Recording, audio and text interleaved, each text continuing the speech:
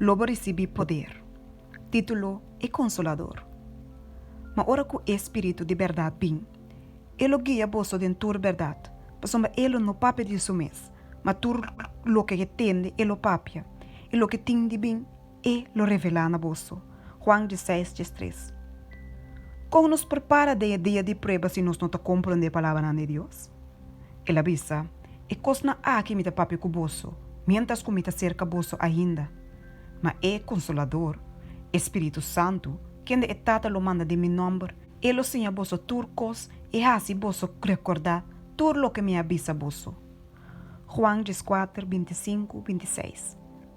Ta Espírito Santo te son que lo trece na nos memória e palavra de Cristo. E tema que Cristo escolhe para que deriva de den su last recurso na su discípulo nan, tabata é son de serviço de Espírito Santo. Ela abre delante de nan caminho ancho de verdade. Não estava de receber sua palavra não por meio de fé, e é Consolador, Espírito Santo, estava de riba tudo costa na memória. É consuelo donador de Cristo, tem a promessa aqui, estava de guardo ganhar, tem a hecho com a influência divina, estava de queda com seu seguidor não tem fim. Pero a promessa não te guardo aceitar e querer dor de gente não de hoje em dia. E para motivo é não te guardo apreciar dor de não. E é cumprimento de promessa tampouco não te guardo mirar em experiência de igreja. É promessa de regalo do Espírito de Deus, te guardo lagar como assunto de pouca importância dor de igreja.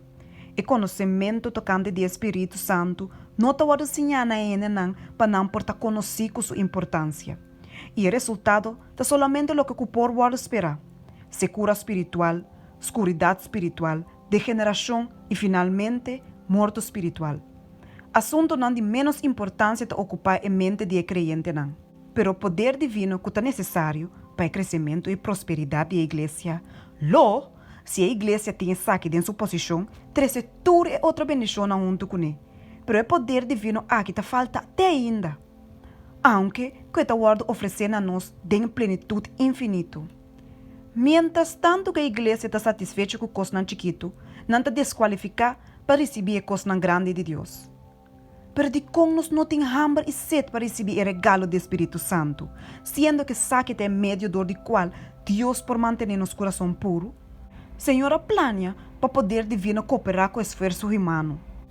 Está de grande importância para o cristiano compreender a unificação da promessa do Espírito Santo, diz promessa com a segunda venida de nosso Senhor Jesus.